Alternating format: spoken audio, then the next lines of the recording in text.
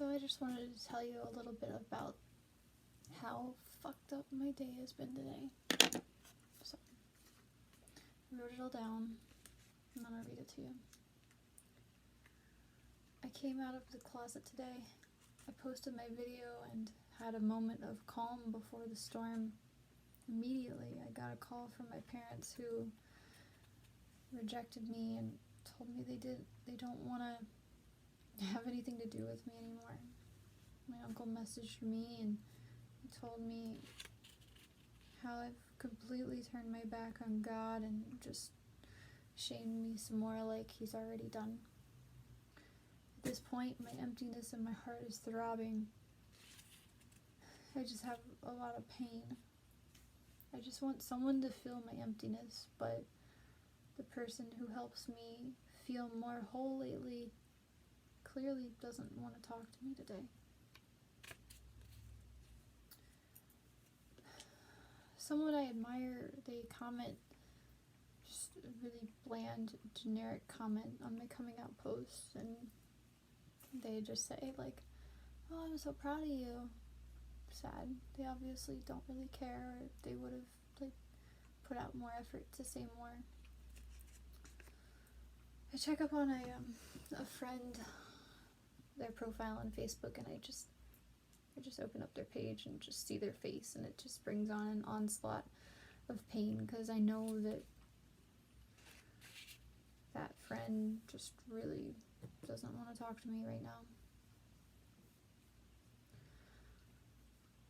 So there's this one person that I'd really, really enjoy talking with. But really special person, but he probably won't message me today. Probably won't care to. He probably could just go on about his day and just not care. Like, well, I'm over here just a mess because I care so much, and all I want to do is just talk. And then I actually got a message from him. And then pretty soon, right after, I started talking about my darkness and my flaws. Why the fuck did I do that? He's just gonna reject me. But I just can't stop talking about my darkness right now. It's just what I have to talk about. I don't know. Somebody, some random person compliments a picture of mine, and they suggest, "Hey, that would make a really cool drawing." I'm like, and I look at it and I'm like, yeah, you're right, it would make a cool drawing. But then I realized, like, how could I even draw right now? I'm not even sure if I like to draw anymore. And that sucks. I feel like I'm losing my identity as an artist. I don't know. What am I even passionate about? At some point earlier today, I just laid down with my cat Mowgli and just wanting to get some comfort, just because he's a cat. You know, cats and me, we usually get along, but even he's irritated with me, and he like attacks me and slices at me with his claws. It really hurt.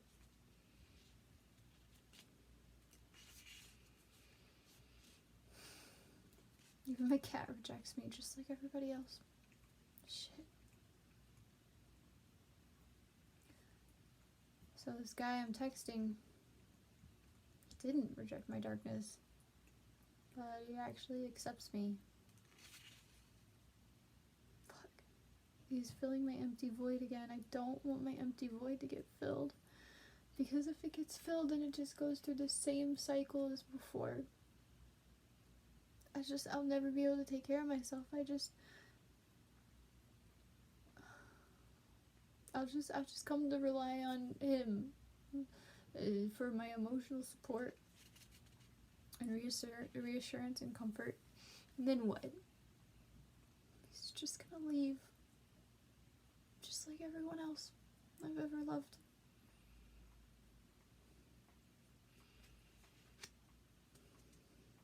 They all just ultimately leave. So what's the point? With him specifically, he's just gonna go back to drugs and he's gonna disappear, and I'll just be left here to mourn the loss. Shit. Here I am being honest and open about my anxiety again. I say the stupidest shit.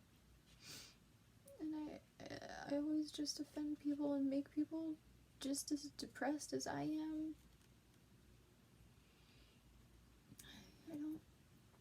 I don't even understand why people would want to talk to me. I don't blame anyone if the doubt of wanting to be friends with me creeps up in their mind. What did he mean? He, texted me and he said, he has something important to ask me. Fuck. I know I can't deal with any more important stuff, just give me a break. Back up. I can't handle this, and I know I'm gonna freak out. And I'm gonna have a panic attack, and I just know he's gonna ask me something, really, really personal. Or something I'm gonna be honest, and then I'm gonna have to, go quiet for, an hour to try and recover. I'm just gonna get really stressed out. Okay. So, whatever it was, I don't think he brought it up. Some time passed on, and I ended up bringing up an interesting discussion in support group about racism and stuff like that. And, wow, the chat actually, really took off, and people are, super conversating about it, and I'm over here sitting oh my, well, I just opened a big old can of worms, and everybody's talking, and now I don't really have anything to say. Well, the guy who was texting me, now he's focusing on responding to the group. Well, that one I did to myself.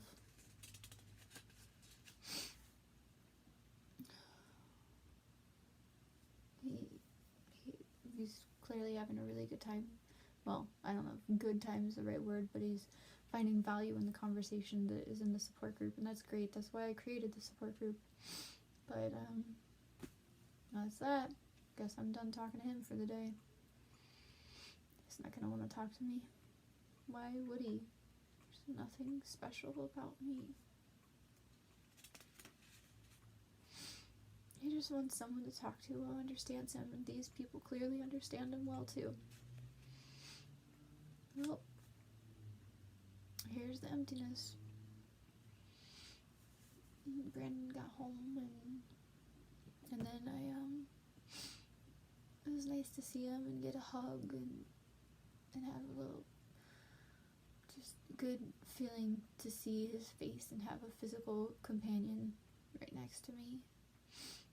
So my soul gets to be a little bit more refilled by his presence. And I just look at my iPad one time to listen to some messages, but then Brandon gets upset at me, and he starts feeling neglected because I'm not paying enough attention to him, and then he gets angry, and it just hurts. It all just hurts. My best friend messages me and tells me that she's really depressed and having suicidal ideations. I try and give her love and kind words and just be friendly and lighthearted and loving and silly if it's appropriate. But I'm probably just making it worse. I always just make people feel worse all the time. It just really, really sucks. So, that's how my day went. And not a single one of those things happened at all. None of it, nothing bad happened at all today. It's just some of the things happened, like the group chat thing happened, and I did come out today, and Brandon did come home, and I was texting a special person, but like, all the negative stuff, all that hurt and pain, none of it actually happened. Except for in here. That's what my brain jumped to. That's where my brain went with every single little thing that caused me anxiety. My brain just went right to the dramatic, to make this, like, series of unfortunate events. and my day was rough. Even though it was, like, for real, just completely chill and fine. And no one sent me any negative, mean messages at all about my coming out video. Everyone's been really supportive and loving. Brandon didn't get upset. He's really chill and understanding and relaxed. And I get accepted for saying my darkness stuff every single time I did. And Isa said, my best friend said that she appreciated me and she loved me when I was being there for her when she's really dark and depressed. And so, I hope that gives you a little bit more insight in what it's like for someone who has chronic anxiety and super duper ruminations and really good at catastrophizing. I hope it gives you some insight of what my days lately have been like, because that's pretty accurate.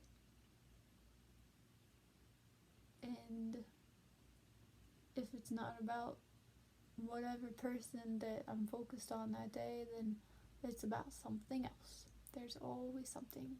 So I say, if not that, then this. There's always something for me to get upset and depressed about.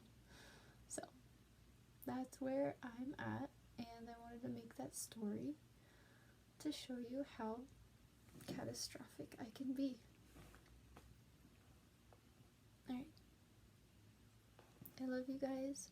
Be sure to like and subscribe, because tomorrow I am thinking about making the exact opposite of whatever happens where I have an anxious moment where I start getting really catastrophic. I'm going to figure out, rather than just going to my natural way of thinking of the worst outcome, I'm going to figure out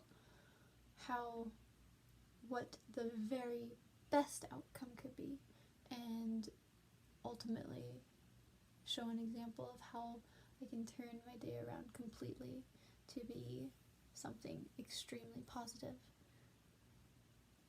So, we'll see how that goes. Alright, good night.